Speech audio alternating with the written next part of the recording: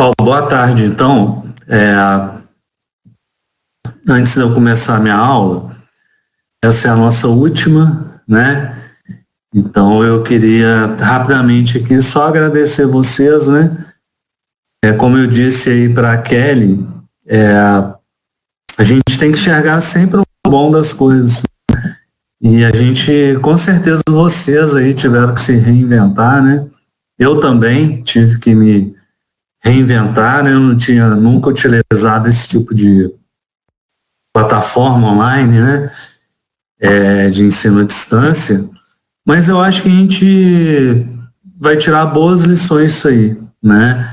E eu acredito que vocês tenham aproveitado a parte teórica, né? Obviamente a parte prática, a medicina tem que colocar a mão mesmo, né? Eu acredito que a gente vai ter a oportunidade de se encontrar para a prática, quando tudo retomar, né? Retomar a normalidade aí dentro do possível, mas eu espero muito que vocês tenham gostado, tá? Eu tenho um prazer muito grande de dar aula, gosto bastante, não sei tudo, tenho as minhas limitações, né? Mas procuro cada dia melhorar mais. Inclusive, essa aula de hoje, eu atualizei, eu acho que as aulas do semestre passado estão um pouco confusas, o raciocínio para vocês. Então, eu dei uma mexida nessa aula, já enviei essa aula para o e-mail de vocês, né? Para que vocês utilizem essa aula atualizada, tá? Então, eu dei uma mexida boa na aula. A gente vai conversar praticamente a aula toda sobre cirrose hepática, né? E vou ter um momento no final para conversar um pouquinho sobre insuficiência hepática fulminante, tá? Então, aproveitem bastante. Já deixo aqui meu agradecimento à turma, né? Por ter me tolerado aí durante esse tempo. E podem ter certeza que vocês têm um lugarzinho guardado aqui no meu coração, tá bom? No meu ventrículo, tá? Então, bora começar. Bom, então, insuficiência hepática, a gente vai conversar basicamente quase a totalidade, né? Talvez 90% da minha aula vai ser sobre cirrose hepática. A cirrose é um assunto bastante importante, né? Os senhores vão se deparar aí, com certeza nos ambulatórios, né? Ou nos atendimentos até de urgência e emergência, com paciente com cirrose hepática, né? Então é importante a gente conversar como chegar a esse diagnóstico, né? E como abordar esse paciente, né? Conhecer bem a cirrose hepática, com certeza é um capítulo à parte aí da medicina, né? Então, a primeira coisa que vocês precisam entender é o que é cirrose, né? A cirrose em si é um processo, vamos dizer assim, o diagnóstico de cirrose seria um diagnóstico anatomopatológico, né? Porém, a gente vai ver que, na maioria das vezes, nós, né, médicos ali, sejam os clínicos gerais, os gastrologistas, os hepatologistas, raramente nós precisamos da biópsia para firmar um diagnóstico de cirrose hepática, né?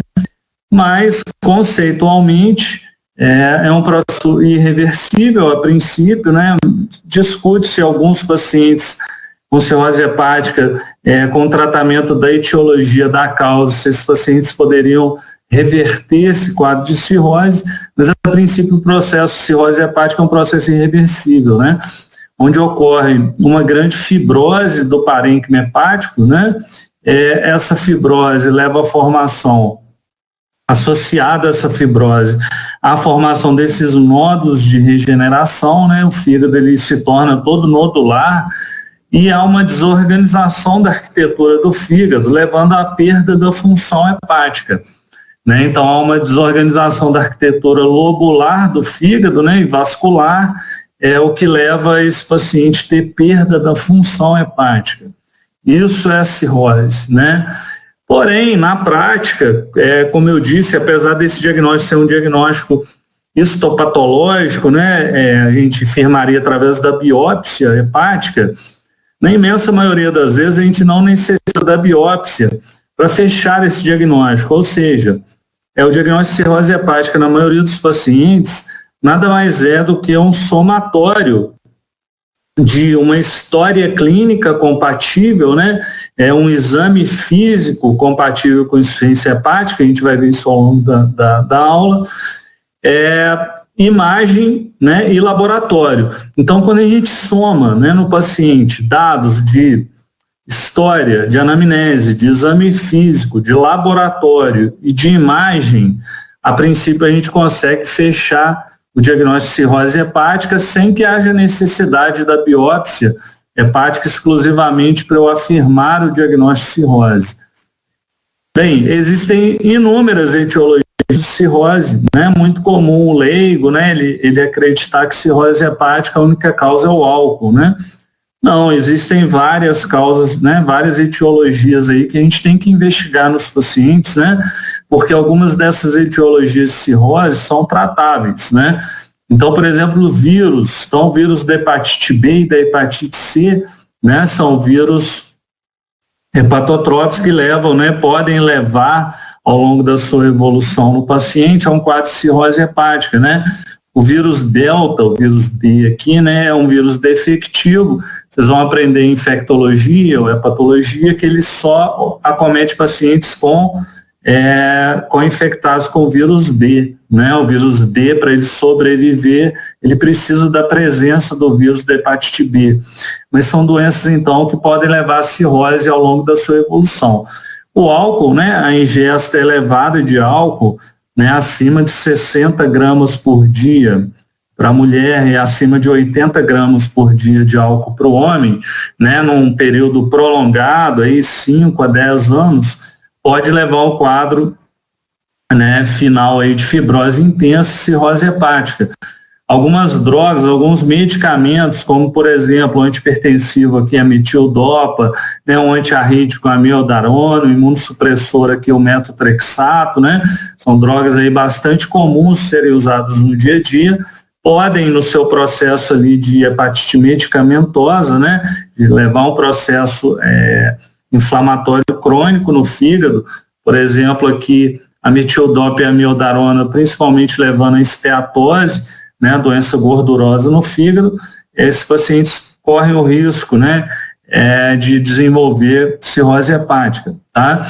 Doenças autoimunes do fígado, por exemplo, vamos conversar sobre algumas rapidamente, mais à frente, a hepatite autoimune, a cirrose biliar primária. Aliás, eu deixei esse cirrose biliar primária aqui de propósito, mas à frente vocês vão ver que eu vou comentar que esse nome mudou, tá? Então hoje a gente não fala mais cirrose biliar primária e falamos em colangite biliar primária, tá bom? É um termo que caiu em desuso. Por quê?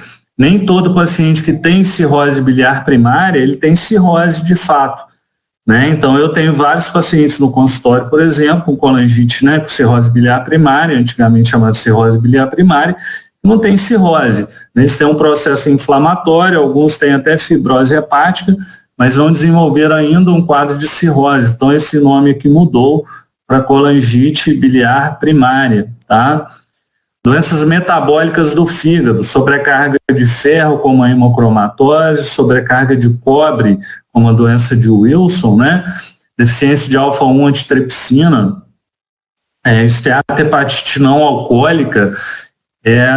Pode ser que eu dê essa aula para vocês no semestre que vem, na gastroenterologia, né, de esteatohepatite não alcoólica, uma doença muito prevalente hoje na hepatologia, né, com certeza a doença hoje mais comum do fígado, né, onde há um depósito de gordura no fígado, geralmente relacionado à síndrome metabólica. Os pacientes frequentemente têm sobrepeso, obesidade ou diabetes mellitus, né. E esse processo de acúmulo de gordura no fígado pode gerar um processo inflamatório, né, fibrose hepática e culminar em alguns pacientes com cirrose hepática, tá? Muitos dos pacientes que tinham esse tipo de cirrose aqui, o que a gente chama de criptogênica, ou seja, aquele paciente que tem cirrose e eu não consegui esclarecer uma etiologia, o paciente com cirrose hepática sem etiologia definida, muitos desses pacientes no passado, né, são 5 a 10% dos pacientes, tinham, na verdade, esteatohepatite não alcoólica. Então, era uma doença que não era muito pensada aí no passado, né?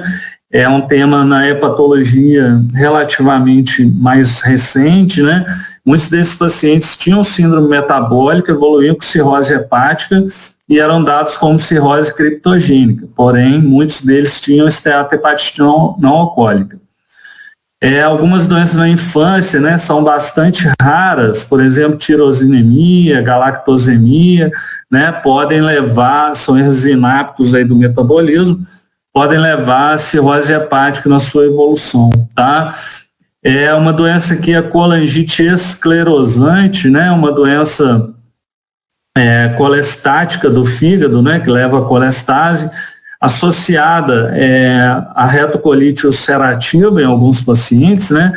Pacientes que têm o diagnóstico, só para vocês terem ideia, os pacientes que têm diagnóstico de colangite esclerosante devem fazer colonoscopia, porque existe uma associação muito grande com a retocolite ulcerativa, tá? É uma doença crônica, né? Colestática do fígado, uma hepatopatia colestática que pode levar à cirrose hepática. Então, observem aí que existem inúmeras causas, etiologias para cirrose, tá? Um dado aqui sobre manifestações clínicas que vocês podem trabalhar na cabeça é o seguinte: o fígado é um órgão que sofre calado, tá? Então, o fígado, ele não costuma, né, os pacientes darem evolução, assim, sintomas, né? O fígado é um órgão que ele sofre quieto. E quando o paciente já apresenta sintomas, habitualmente são doenças do fígado, né, doenças hepáticas que já evoluíram, né, já culminaram com a cirrose hepática. Então, pacientes com cirrose podem ter manifestações inespecíficas, por exemplo, anorexia, perda de peso, fadiga, muito comum, os pacientes queixarem astenia, né, fadiga, muito comum e às vezes até incapacitante o paciente queixar cãibra muscular. Eu tenho um paciente no consultório cirrótico com etiologia alcoólica. Esse paciente, ele queixa muita cãibra, tá? E muitas vezes a gente precisa tratar esse paciente. Essas cãibras são etiologia multifatorial, tá? Mas incomoda bastante o paciente. Mulheres com cirrose hepática podem ter alterações no ciclo menstrual, né, amenorreia, oligomenorreia, metrorragia. O fígado é um metabolizador de hormônio, né?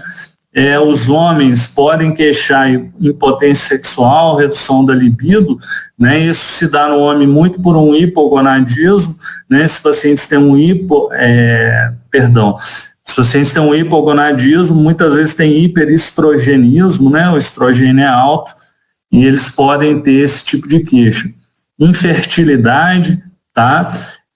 Outras manifestações clínicas, principalmente na doença hepática, no cirrótico descompensado, icterícia, né? Ele pode chegar no consultório queixando que o olho está amarelo, colúria, urina cor de Coca-Cola, prurido. Nas suas manifestações clínicas, ele pode chegar com queixas de hemorragia digestiva alta, né? Por exemplo, hematemes, melena.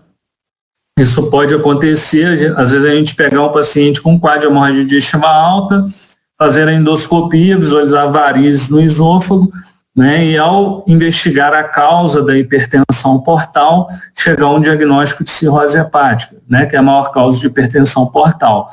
O paciente pode queixar de distensão abdominal, né? Aumento do volume abdominal, muitas vezes isso é decorrente à ascite, né, na cirrose descompensada. O paciente pode ter queixa de edema de membros inferiores, quadros, né, neuropsiquiátricos, como, por exemplo, confusão mental e distúrbio do sono. Às vezes o paciente está, por exemplo, dormindo durante o dia, ficando acordado à noite, né? Isso pode sugerir uma complicação da cirrose, que é a encefalopatia hepática, que a gente vai comentar mais à frente. Então, observem aí que são uma série de manifestações clínicas, né? Esses pacientes com cirrose hepática podem queixar para os senhores aí no ambulatório. Em relação ao exame físico, veremos, né, principalmente no tórax, a gente pode visualizar essas telangiectasias, que é o que a gente chama de aranhas vasculares, né? O eritema palmar, a gente vai ver foto disso aqui mais à frente. Essa contratura de Dupuytren também, vamos ver se é uma contração da face palmar, né? A contratura de Dupuytren está muito ligada à etiologia alcoólica para a cirrose, tá? Rarefação de pelos, isso a gente visualiza principalmente no tórax, né, dos pacientes de sexo masculino, na axila, tá? Nos homens, podemos notar ginecomastia também, o hálito hepático, né, aquele hálito característico, né, da amônia, né, da insuficiência hepática, hepatoesplenomegalia, esplenomegalia muito ligada ao quadro de hipertensão portal, né? Então, pacientes com cirrose hepática podem ter esplenomegalia, né? Ou esplenomegalia que a gente chama de congestiva. Ascite, podemos notar no exame físico, podemos perceber no exame físico em alguns pacientes circulação colateral, que a gente chama do tipo cabeça de medusa, né? Que é aqueles pacientes com circulação colateral do tipo portal. Atrofia testicular e pacientes com encefalopatia, vamos ver mais à frente, podem ter no exame físico, a gente chama de flapping, né? Que é o batimento ali da mão em asa de borboleta. Nós vamos ver mais à frente. Então vamos começar a ver algumas fotos aqui, né? Então aqui um paciente ictérico, né? Então a icterícia, os pacientes por conta da hiperbilirrubinemia, então aquele cirrótico descompensado, né? Ele pode se apresentar com icterícia. Aqui no tronco do paciente, percebam essas lesões vasculares aqui, né? Essas lesões cutâneas, que é o que a gente chama de aranhas vasculares, né? Então o paciente ele pode ter essas telangiectasias, e é interessante, um dia que vocês notarem isso no cirrótico, façam a compressão. Por que a gente chama de aranha vascular, né? Porque a hora que a gente faz uma digitopressão, se vocês pegarem o dedo ali e comprimirem uma aranhazinha dessa aqui vascular, a hora que vocês tirarem o dedo, vocês vão ver que o vaso ele se preenche aqui como se fosse umas perninhas de aranha mesmo, tá? Então é bastante interessante. Procurem essas aranhas vasculares, né? Isso é um estigma periférico de cirrose hepática, cutâneo, né, principalmente no tronco do paciente. Então, observe que o nosso paciente é o mesmo paciente, né, esse paciente cheio de aranha vascular e apresentando aqui, né, um quadro de ginecomastia, né? Então, em homens, né, a gente pode notar esse aumento aí do volume da mama, né, como um sinal ao exame físico aí da cirrose hepática. Observem aqui um aumento do volume abdominal, né, e a eversão aqui é uma protrusão da cicatriz umbilical, né, um paciente que além de ter ginecomastia e aranhas vasculares, ainda tem ascite, né, um outro marcador de exame físico aí. Aqui o chamado eritema palmar, tá? Então pacientes com cirrose hepática, a gente pode observar isso na palma das mãos, de alguns pacientes. Aqui o que a gente chama de flapping ou asterix. O que seria o flapping, então? A gente pega a mão lá do paciente, né? A gente faz uma hiperextensão do punho do paciente, tá? Então, eu hiperestendo o punho, peço ao paciente que a hora que eu soltar, que ele não deixe a mão cair. Então, o que vai acontecer? Quando eu fizer essa hiperextensão do punho e soltar, o paciente, geralmente com encefalopatia hepática, a mão dele vai ficar fazendo isso aqui, ó. Tá? Então, se eu fizesse de lado aqui, ó, ele vai ficar assim, ó. Tá? Então, esse batimento aqui, que a gente chama em asa de borboleta, é o que a gente chama de flapping no paciente, tá? Ou de asterix. Então, isso aqui está muito ligado ao exame físico de pacientes com encefalopatia hepática, tá? Não é um dado específico, né?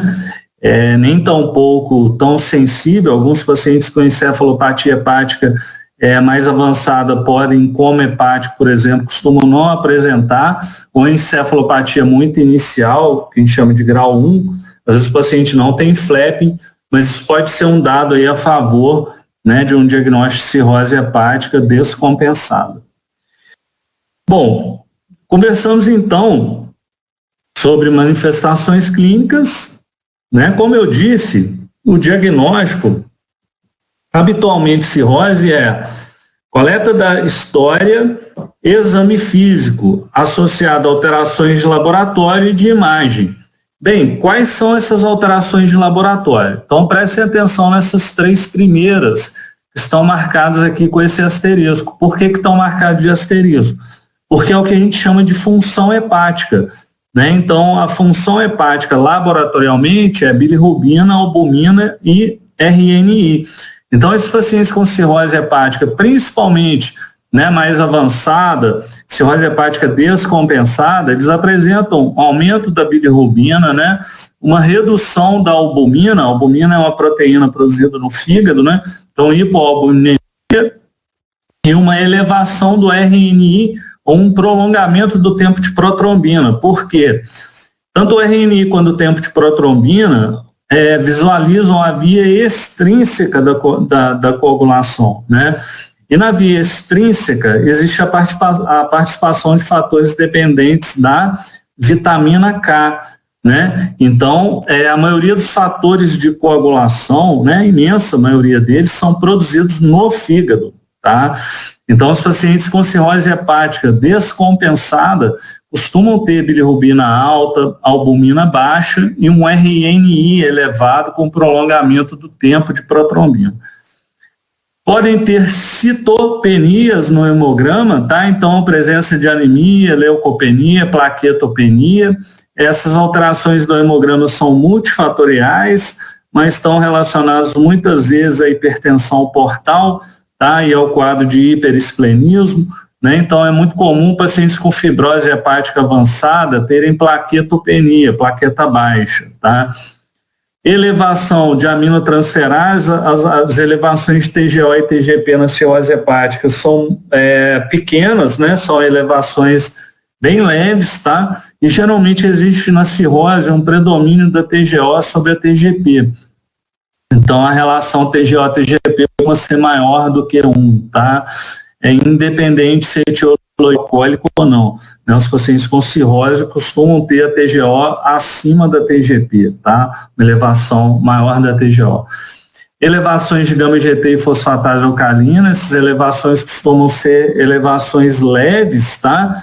No máximo ali em torno de 2 vezes o valor o limite superior da normalidade. Pacientes com complicações da cirrose, né, pacientes com cirroses mais avançadas, podem cursar com hiponatremia, isso é um marcador de gravidade na cirrose hepática, tá? E elevações da creatinina, né, principalmente naqueles pacientes que já têm uma complicação da cirrose, que é chamada síndrome hepatorrenal, né? Então, esses pacientes podem perdendo a função renal ao longo do tempo, né? E hiponatremia são marcadores aqui de mau prognóstico. Bem, o que a gente tem de critério, vamos dizer assim, que a gente usa muito no consultório, né, no ambulatório, para critério prognóstico no paciente com cirrose, se utilizando de parâmetro laboratorial. Uma classificação super importante de vocês conhecerem é o que a gente chama de MELD, né? Então, esse MELD, a gente usa, por exemplo, muito o MELD como parâmetro prognóstico, né? E usamos o MELD também para transplante hepático, né? Então, o paciente que está na fila de transplante, ele é pontuado, né? Essa pontuação é o MELD, né? Esse modelo aqui, essa sigla do inglês aqui, eu coloquei a tradução para vocês. E esse paciente, para que a gente calcule o MELD, a gente precisa usar a bilirrubina, a creatinina, o RNI. Então, para que eu calcule o MELD do meu paciente lá no consultório, no ambulatório, vocês precisarão solicitar a bilirrubina, a dosagem da creatinina e a dosagem do RNI. E aí existe essa fórmula logarítmica, que na prática a gente utiliza o celular ali, né? Você na internet você consegue o MELD ali, porque ninguém vai ficar fazendo essa conta aqui logarítmica, né? Eu acredito que ninguém aí é tão bom em matemática que vai conseguir fazer isso aí. Então a gente pega a calculadora da internet mesmo, joga lá o valor da creatinina, o valor da bilirrubina, do RNI, e aí esse paciente recebe uma pontuação que é chamada MELD, tá? Para vocês terem ideia, o paciente, para ser encaixado na fila de transplante, habitualmente esse paciente tem um MELD acima de 11, tá? Hoje eu não tenho muita ideia, eu não trabalho com a parte de transplante, mas eu acredito que pacientes devam estar sendo transplantados com MELD acima de 20, tá? MELD ali em torno de 24, por aí, tá bom? Mas depende muito de estado para estado. Outro parâmetro perdão, eu acho que eu coloquei deixa eu só voltar aqui. Beleza, eu pulei o slide. Outro parâmetro que a gente utiliza muito como prognóstico é essa classificação aqui de Child Pugh. Então, isso aqui, gente, é super importante, tá? Eu já tive, infelizmente, assim, a oportunidade de conversar com um aluno que está lá no estágio, no internato, por exemplo, no regional, né? Já está numa fase aí mais avançada do curso, e o aluno não sabia o que era isso aqui, quer dizer, eu tinha falado lá na semiologia, e às vezes eu chegava para discutir um caso, um paciente Child C, e aí o aluno ficava olhando para mim, tipo assim, o que é isso, Child? Então isso aqui é algo muito, a gente usa muito no dia a dia, tá na gastroenterologia, né, na clínica médica, na hepatologia, que é a chamada classificação de Child. O que é a classificação de Child, então? Observe esse quadrinho aqui, e para eu classificar, né, o paciente em Child, então o paciente ele pode ser classificado como Child A, B, C. O paciente Child A é aquela cirrose hepática a princípio compensada, é um paciente que pontua pouco. Então, se vocês lerem o slide, vocês vão ver que eles ganham 5 a 6 pontos. Um Child B já é um paciente que pontua de 7 até 9 pontos. E aquele paciente Child C é o que pontua de 10 a 15 pontos. Observe que para eu pontuar o paciente com 1 ponto, 2 ou 3 pontos, eu utilizo três critérios laboratoriais. E critérios laboratoriais que são esses? É a bilirrubina, a albumina e o tempo de protrombina, o RNI. Então, nada mais é do que a função hepática do paciente. E utilizo 2 critérios clínicos, que é a CIT e encefalopatia hepática. Então, vamos pegar um paciente, por exemplo, de exemplo, que está no ambulatório, que tem uma cirrose hepática compensada. Então, esse paciente, por exemplo, um Child A, que ganhou 5 pontos só. Então, o que seria isso na prática? É um paciente que não tem ACIT, então ele ganhou 1 ponto na ACIT, ele tem uma bilirrubina menor que 2, por exemplo, está com a bilirrubina lá de 1, né? Tem uma albumina acima de 3,5, então me apresentou um exame lá, uma albumina de 4, por exemplo, né? Tem um RNI menor que 1,7, então está lá com o RNI de 1,3 e não tem encefalopatia, ou seja, ele ganha 1 ponto em cada critério, né? Então esse paciente é um Child A, porque ele ganhou 5 pontos, né? O Child A é 5 a 6 pontos. Em prova, eu não devo pedir ainda na semiologia, né, para a prova de residência, e depois que formarem vão ter que saber isso, mas eu não devo pedir em prova para vocês calcularem, né, quantos pontos o paciente ganha no Child. Mas entendam o seguinte, um paciente que está descompensado é um paciente C, por exemplo.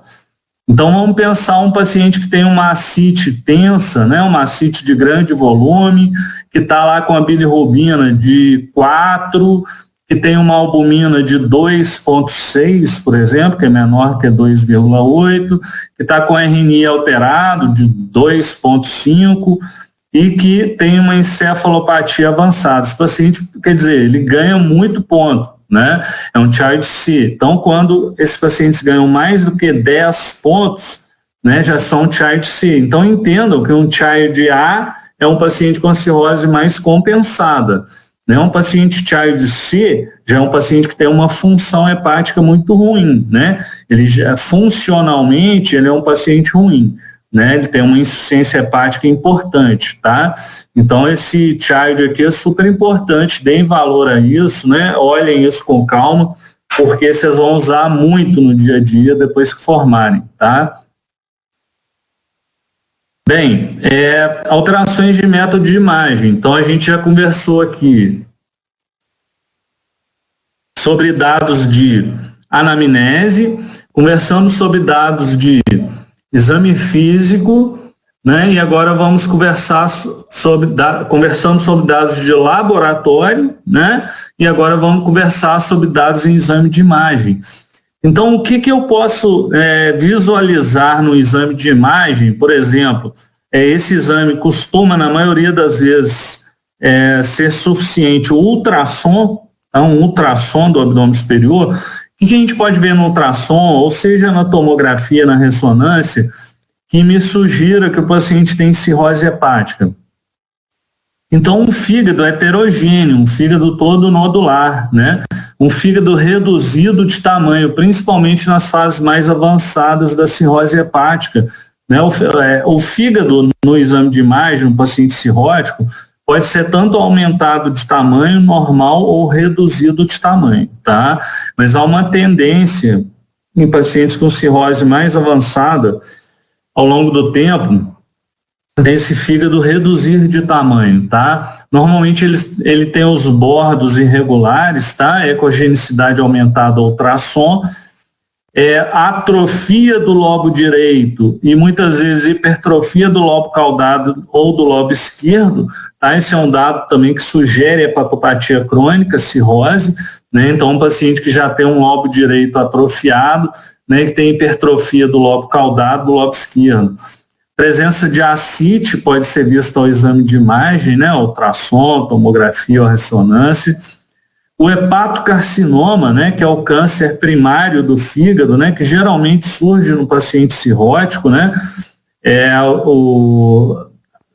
vale aqui a pena eu dar um parênteses aqui em relação à hepatite B, tá? A hepatite B crônica, o paciente pode desenvolver hepatocarcinoma sem passar pela cirrose hepática, mas a princípio o hepatocarcinoma é um tumor, né, primário do fígado que surge em fígado cirrótico, né, em paciente com cirrose hepática.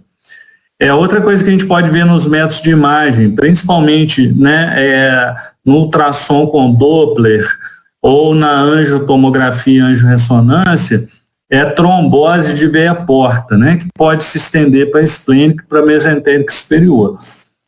Colaterais porto-sistêmicas, né, me indicando um quadro ali de hipertensão portal, também pode ser visto em exames de imagem, tá? E quais são esses exames de imagem que vocês podem usar?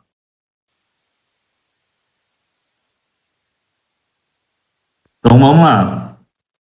O exame, geralmente, que vocês vão utilizar inicialmente é o ultrassom do abdômen superior, tá?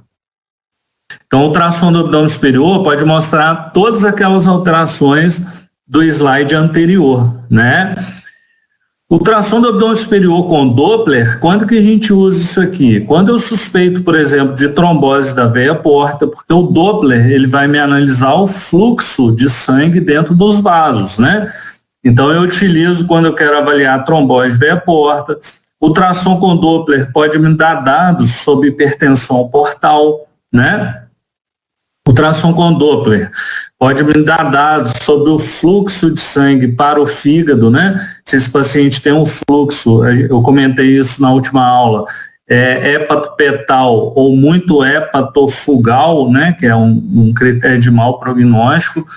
Podemos usar tomografia, ressonância. Raramente a gente precisa, sim, de uma tomografia, de uma ressonância para definir um diagnóstico de cirrose.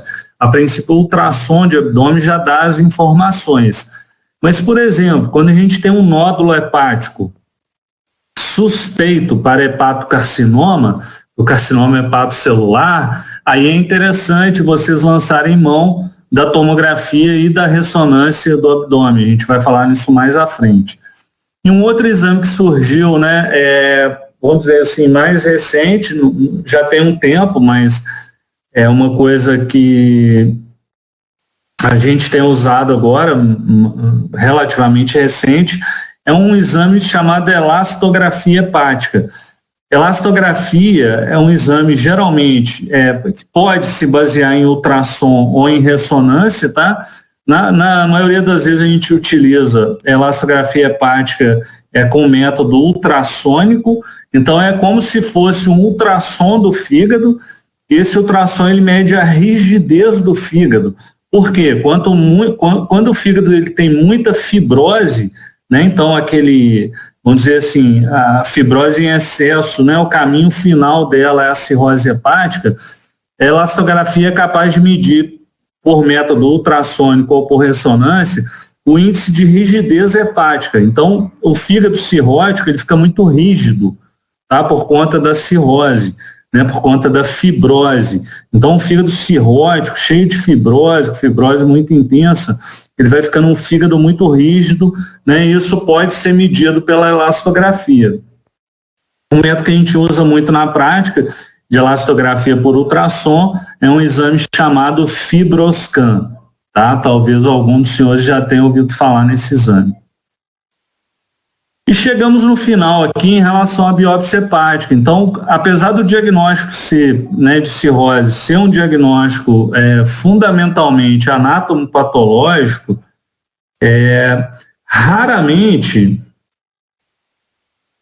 a gente necessita da biópsia para fechar esse diagnóstico de cirrose. Então, como eu disse, com os dados clínicos, laboratoriais e exame de imagem, a gente acaba fechando o diagnóstico do paciente de cirrose hepática sem a necessidade de ter que fazer uma biópsia por agulha, né, nos pacientes, tá? Então, aqui é uma biópsia colhida por agulha, né, mostrando aí fibrose hepática intensa, né, desorganização da arquitetura do fígado, né, que é o quadro de cirrose hepática. Bom, e agora vamos conversar um pouquinho, então, sobre complicações da cirrose. Então, o paciente com cirrose hepática, acompanhado ao longo do tempo, corre o risco, né, de apresentar algumas dessas complicações da cirrose. Então, vamos ver algumas aqui. São várias, então vamos lá. Varizes, né? Então, hemorragia varicosa. Então, o paciente com cirrose hepática, ao longo da sua vida ali, ele tem o risco de apresentar sangramento digestivo, né? Hemorragia varicosa, ascite, formação de ascite, peritonite bacteriana espontânea, encefalopatia hepática, carcinoma hepatocelular, síndrome hepatorrenal, hepatopulmonar, hipertensão portopulmonar, hidrotórax hepático, cardiomiopatia cirrótica e trombose de veia porta. Então, observe que o paciente com cirrose, vocês vão notar o seguinte, quando formarem e começarem a atender um ambulatório, tiverem que fazer uma residência, e muitas vezes no paciente com cirrose hepática, como o processo ele é irreversível, a gente corre atrás de controlar essas complicações da cirrose. Né? A gente não tem muito o que fazer em relação à cirrose, que muitas vezes já é irreversível. Mas eu tenho como controlar, né, e tratar essas complicações da cirrose. Então, por exemplo, encefalopatia hepática.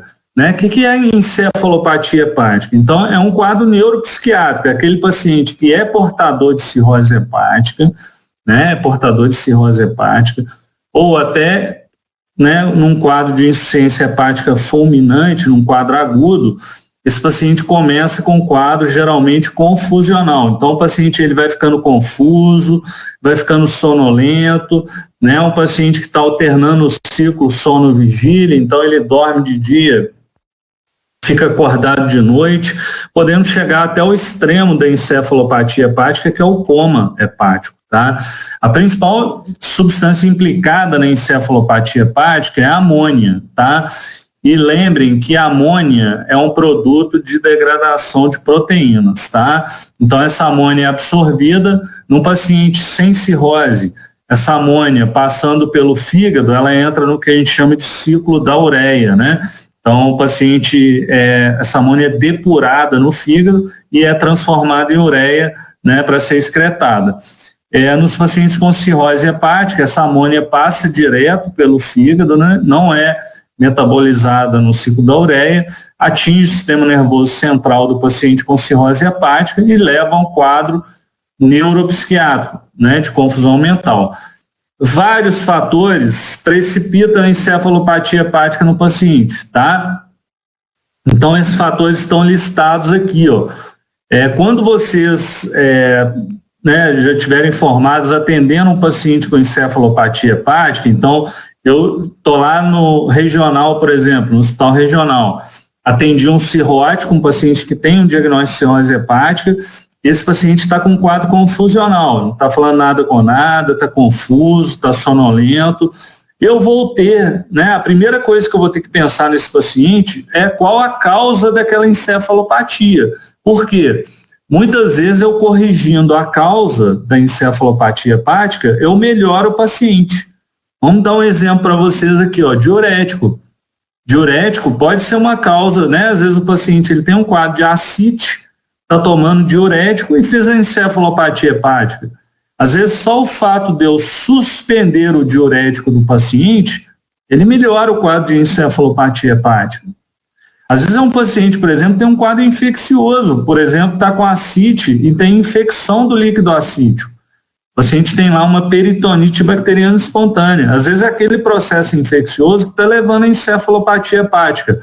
Eu tive uma paciente recentemente, agora lá no IPCAR, com quadro de encefalopatia hepática, uma paciente que eu já acompanho no ambulatório de cirrose. Essa paciente ela teve uma encefalopatia porque fez uma infecção urinária. Então, a partir do momento que eu tratei a infecção urinária dela, ela melhorou. Ela melhorou o quadro de confusão mental, ficou mais acordada, tá? Então, a gente sempre deve buscar uma causa para a encefalopatia, porque às vezes eu tratando o fator precipitante da encefalopatia, eu melhoro o paciente, tá?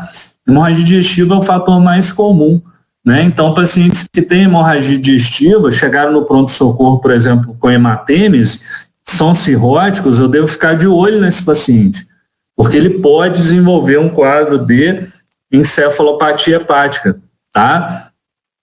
Por que geralmente eles fazem isso? Porque o sangue, gente? No sangue ali a gente tem a hemácia, e dentro da hemácia eu tenho a hemoglobina. Lembre que a hemoglobina é um grupo M e o grupo globina.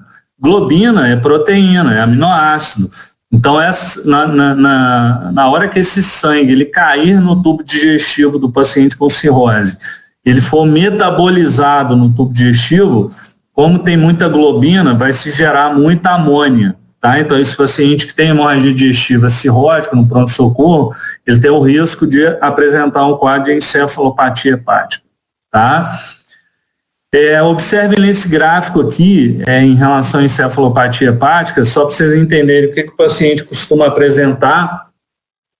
Então, a encefalopatia hepática é dividida em graus, tá? E a gente divide em grau 1, grau 2, grau 3, grau 4, O grau 4 é o coma hepático, tá? Então, o paciente com encefalopatia, ele pode ficar comatoso, tá? Mas ao longo do tempo, esse paciente começa a apresentar distúrbio do sono, euforia, depressão, desorientação, distúrbios aí psiquiátricos, olha um paciente com grau 3, por exemplo, já é um paciente que está sonolento, confuso, já pode apresentar sintomas neurológicos, então reflexos alterados, nistagmo, perda de reflexo, Então, observe aí que a gente hoje, nós temos 4 graus de encefalopatia hepática. Então, aquele grau que vai desde um paciente grau 1, grau 2, grau 3 e grau 4, que é o coma hepático. Pacientes com grau 2 e 3 costumam apresentar aquele flapping, aquele que eu chamei lá de asterix, tá? No exame físico, tá? Mas observe que o quadro de encefalopatia é um quadro realmente neuropsiquiátrico, que vai desde aí de desorientação, depressão, distúrbios aí do comportamento, sonolência, confusão mental, nistagmo, alterações neurológicas, tá? Então é importante reconhecer isso no paciente. Isso é extremamente comum, tá? Quem lida com paciente com cirrose hepática, isso aqui faz parte do nosso dia a dia, atender um paciente com cirrose com a complicação com encefalopatia hepática. Outra complicação que o paciente cirrótico é sujeito é a hemorragia digestiva alta, por conta do rompimento de varizes de esôfago. Então, isso aqui é uma foto da endoscopia, né, mostrando aqui cordões varicosos, né? Então, o paciente, ele com hipertensão, isso aqui é decorrente da hipertensão portal, né? E esse paciente, ele tem um risco de romper uma varize dessa e apresentar um quadro de hemorragia digestiva, né? Chegar no pronto-socorro com queixa lá de hematemes, né? Sangue vermelho vivo, ou em borra de café, ou até mesmo melena. Outra complicação que os pacientes com cirrose hepática podem apresentar ao longo da sua evolução é um quadro de ascite, né, que é líquido na cavidade peritoneal. Isso pode ser visto ao exame físico, né, ou às vezes ao ultrassom. E todo paciente que tem cirrose hepática, isso eu não, às vezes não vejo acontecer na prática, né, o médico às vezes mais inexperiente, mas todo paciente com cirrose que interna com ascite deve receber uma paracentese diagnóstica, tá? Porque com essa paracentese a gente busca um diagnóstico de uma doença chamada peritonite bacteriana espontânea. Então, observe esse paciente aqui, ó, um aumento grande do volume abdominal, essa é uma ascite tensa, que nós chamamos de grau 3, né? Aqui um curativo, possivelmente esse paciente foi submetido a uma paracentese, tá? A punção aqui coleta do líquido acítico, e observe ainda na parede abdominal a presença de circulação colateral, né? Outra complicação no paciente com cirrose é o surgimento do carcinoma hepatocelular, né? Então, pacientes que têm cirrose hepática têm o risco, né, ao longo da vida, de apresentar um quadro de um tumor primário do fígado, que é o carcinoma hepatocelular. Então, todo paciente cirrótico, ele deve, a cada 6 meses, realizar um ultrassom, tá? E esse ultrassom somado ou não a dosagem de alfa-fetoproteína, que é um marcador tumoral inespecífico, né, também não tão sensível, mas que pode estar associado ao carcinoma hepatocelular. Então, como é que funciona na prática o carcinoma hepatocelular? A gente faz esse rastreio, tá, de 6 meses no paciente com ultrassom. Caso a gente perceba um nódulo no fígado suspeito, esse paciente é encaminhado para tomografia ou para ressonância, que nós chamamos trifásica, tá? Nada mais é do que uma TC, uma ressonância com contraste. Então, a partir do momento que eu descubro algum nódulo suspeito no ultrassom desse paciente, eu devo solicitar em seguida uma tomografia ou uma ressonância, porque o hepatocarcinoma, ele tem uma característica, aqui eu acho que eu coloquei uma foto, né, de um hepatocarcinoma na tomografia, mas o hepatocarcinoma na tomografia e na ressonância, ele tem uma característica que é uma captação muito ávida pelo contraste na fase arterial. Então, quando o radiologista está fazendo o exame do paciente e o contraste está na fase arterial, né, a aorta está cheia de contraste, esse hepatocarcinoma, como ele tem uma nutrição muito arterial, ele capta muito contraste na fase arterial, e em seguida, vocês vão estudar em gastrologia, ele tem o que a gente chama de washout, né, que é uma lavagem ali rápida do contraste, sugere muito o hepatocarcinoma. Uma outra complicação na cirrose, como eu disse lá na ascite, é a infecção do líquido acítico. Tá? Então, pacientes que têm cirrose hepática e que têm ascite, eles têm risco de infectar o líquido acítico. Tá?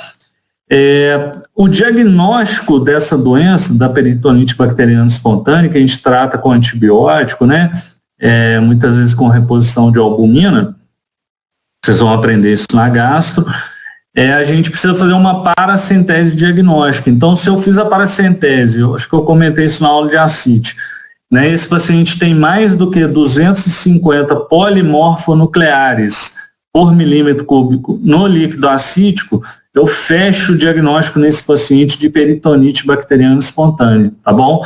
Então, simplesmente pela citometria diferencial, né? Então, se eu tenho um paciente com cirrose que tem ascite e que eu fiz uma paracentese, coletei líquido acítico e existe mais do que 250 polimorfos, né, nucleares naquele líquido acítico por milímetro cúbico, está fechado o meu diagnóstico de peritonite bacteriana espontânea, né, e eu preciso tratar esse paciente como PBE. O paciente com cirrose hepática, ele tem um risco muito elevado de infecção, tá? As infecções mais comuns no paciente com cirrose hepática são peritonite bacteriana espontânea e infecção do trato urinário, tá? A infecção urinária é outra infecção muito comum no paciente com cirrose. Uma outra complicação da cirrose é a síndrome hepatorrenal, né? Então é aquele paciente que tem um quadro de cirrose hepática e começa a desenvolver um quadro de insuficiência renal, elevação da creatinina. Eu não vou entrar em detalhes, obviamente, não dá para entrar em detalhes em cada complicação dessa, senão a gente ficaria aqui até amanhã dando aula. Não é o foco também agora na semiologia, mas o que acontece? O paciente com síndrome hepatorrenal, ele tem um quadro de insuficiência renal que está muito relacionada àquela alteração hemodinâmica do cirrótico. Então, quando eu falei de ascite na aula passada, eu mostrei um slide onde eu disse para vocês o seguinte: o paciente com cirrose, ele costuma ter uma vasodilatação arterial esplâncnica, né? E comentei que isso é muito por conta do óxido nítrico, né? Essa vasodilatação arterial esplâncnica leva a uma má distribuição da volemia no cirrótico, levando à ativação daqueles sistemas neurohormonais que eu falei na última aula. Seja o sistema nervoso simpático, faz vasoconstrição, seja a ativação do sistema renina, angiotensina, aldosterona, né? Lembrando que a angiotensina é um vasoconstritor. A aldosterona leva à reabsorção de sódio e água, né? Levando à formação da ascite. Então, esses pacientes têm uma vasoconstrição da artéria renal, tá? E isso, né, somado a esse débito cardíaco ineficiente, vai levar no paciente a um quadro de insuficiência renal, tá? Quando estudarem lá na gastroenterologia, verão que a síndrome hepatorrenal pode ser do tipo 1 ou tipo 2, tá? A do tipo 1 é uma insuficiência renal de rápida progressão, tá? Muito grave, né? O tratamento definitivo é o transplante hepático, é um quadro bastante grave. A síndrome hepatorrenal do tipo 2 é um paciente que tem perda da função renal já ao longo de semanas, né? A síndrome hepatorrenal do tipo 2, se quiserem anotar aí, está muito relacionada à ascite refratária, tá? Não dá para eu parar para comentar detalhes sobre isso, né? Se alguém quiser aprender mais, pode depois me procurar. Mas está muito associado à presença de ascite refratária, aquele paciente que está perdendo, né, elevando a creatinina ali ao longo de semanas. E agora, vamos conversar um pouquinho sobre algumas etiologias da cirrose. Por quê, gente? É o seguinte: quando vocês atenderem um paciente com cirrose hepática, vocês têm que buscar qual é a causa da cirrose. Até porque, se o paciente tiver uma causa definida, vocês podem tentar tratar essa causa. Por exemplo, o álcool, né? O paciente tem uma cirrose de etiologia alcoólica, ele deve ser estimulado desde o início a interromper por completo o alcoolismo, né? Agora, existem doenças do fígado que a gente tem que conhecer e investigar, porque são causas de cirrose. Então, vamos primeiro pelo álcool. Então, o álcool, ao longo da vida do paciente, vai levar lá, de início, a esteatose hepática. Então, o álcool, na sua lesão inicial, ele leva a um acúmulo de gordura no fígado. Posteriormente, ele começa a levar um processo inflamatório e fibrose no fígado. Então, é a chamada hepatite alcoólica, né?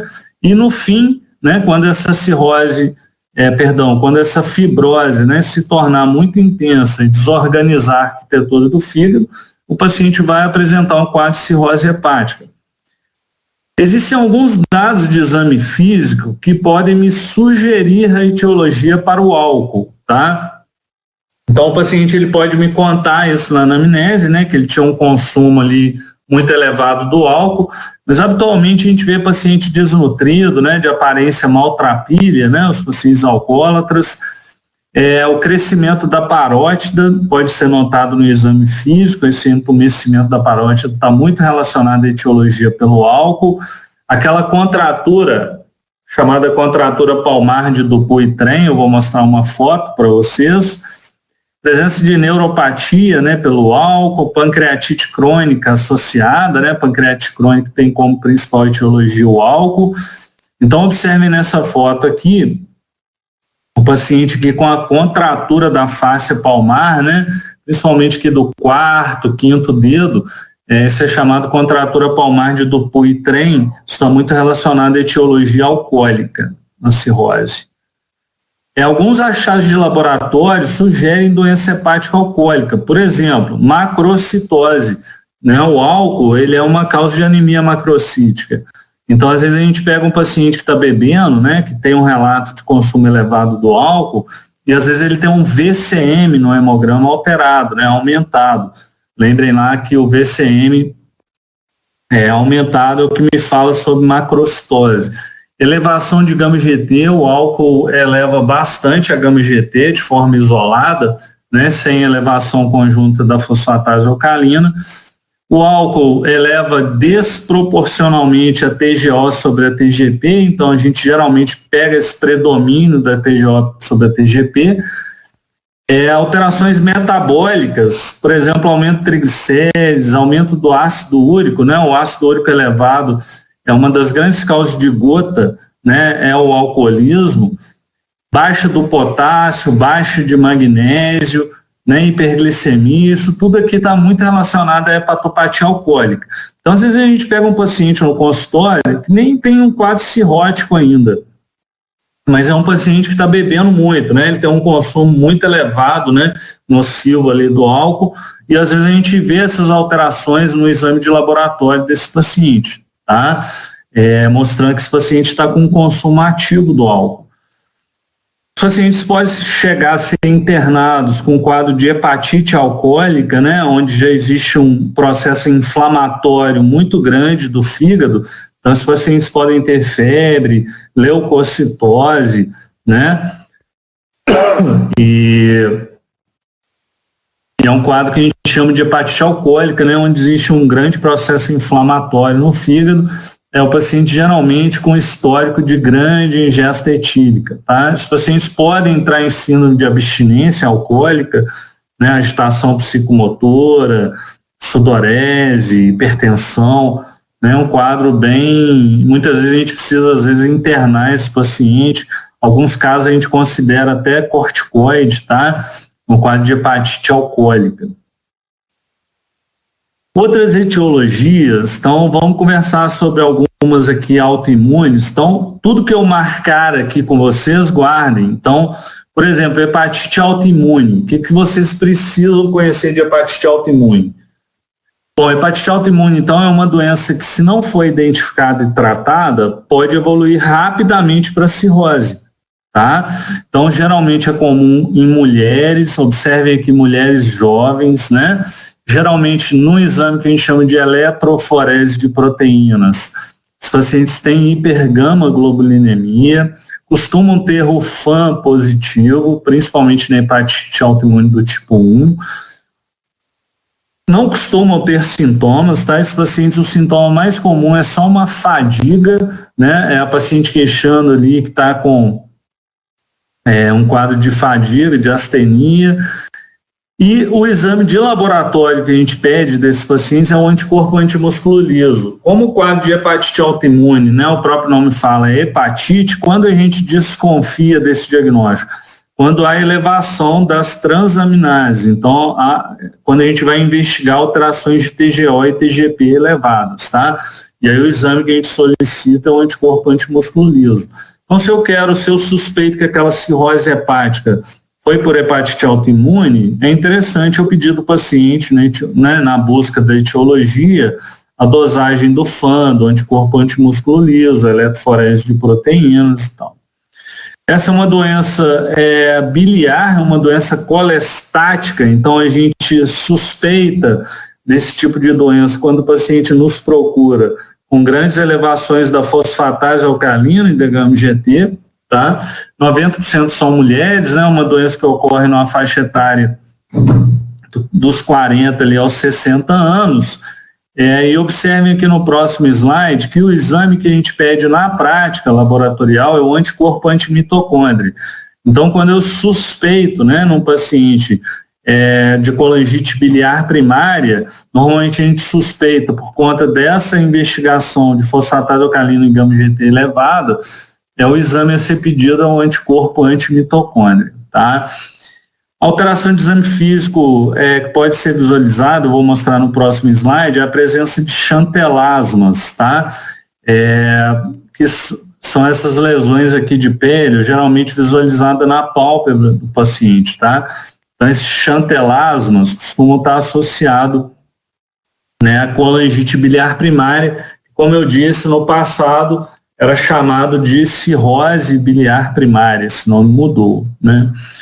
A doença de Wilson é uma doença que pode levar à cirrose hepática, né? É um acúmulo de cobre, então é uma doença onde o paciente ele tem um acúmulo de cobre no organismo e geralmente ele se manifesta com sintomas tanto hepáticos quanto neurológicos, tá?